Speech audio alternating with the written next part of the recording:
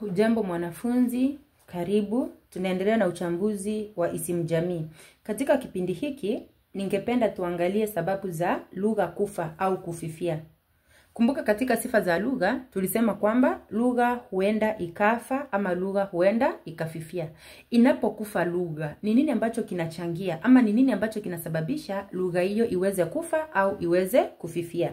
Kwa kuelewa, ningependa tuelewe kufa kwa lugha ni nini.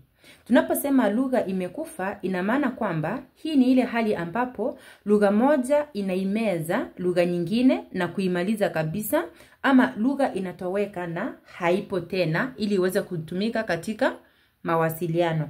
Kwa hivyo lugha inapokufa ina maana kwamba lugha hiyo haina watumizi tena katika jamii. Sababu ya kwanza ni lugha kutokuwa na hadhi. Yaani lugha isiyo na hadhi hufifia kwa sababu watu hawapendi kuzungumza lugha hiyo. Tutakuja kuangalia hadhi ya lugha baadaye, kwamba kunaweza kuwa na lugha 2 au 3 au zaidi ya 3 katika jamii, lakini watu wakapendelea kutumia lugha moja na kuipuuza nyingine, kwamba lugha inayopendelewa ina hadhi kubwa ama ina hadhi kuliko lugha nyingine.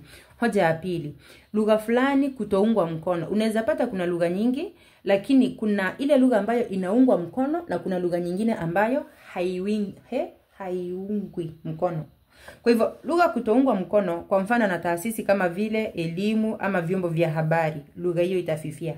Sababu ya tatu, sababu za kiuchumi. Watu wakati mwingine wanahisi kwamba watu ambao wanaishi mjini na kuacha kutumia lugha zao za kwanza.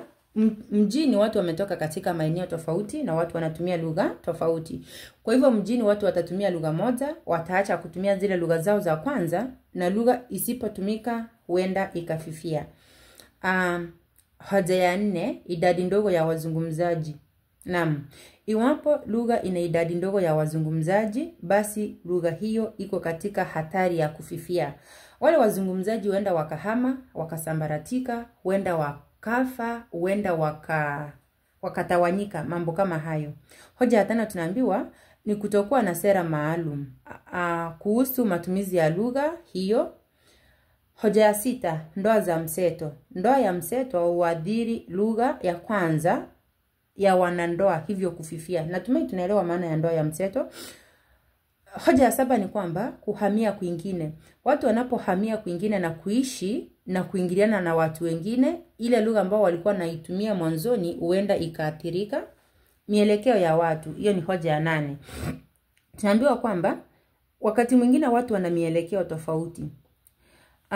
Mielekeo inaweza ikafanya mtu kuipendelea lugha moja na kuidharau lugha nyingine. Ile lugha ambayo ameidharau hata itumia sana, na asipoitumia lugha hiyo haitumiki, basi iko katika hatari ya kufifia. Hoja ya 9, kuzuka na kuenea kwa lugha zingine kama vile Sheng. Hali hii pia imechangia lugha husika kufifia. Hoja ya 10, sababu za kisiasa. Utapata kwamba lugha moja inapendelewa kuliko lugha nyingine, ama viongozi wanapendelea lugha moja kuliko lugha nyingine. Kwa hivyo watatumia lugha moja sana katika mikutano ya kisiasa. Hoja ya 11, lugha kukosa waandishi. Yaani iwapo hakuna watu ambao wataandika waweke lugha hiyo katika maandishi ili ije kurejelewa baadaye, basi lugha hiyo itafifia kwa sababu haitapatikana katika maandishi. Nambari ya 12 tunaambiwa kwamba uchache wa wazungumzaji.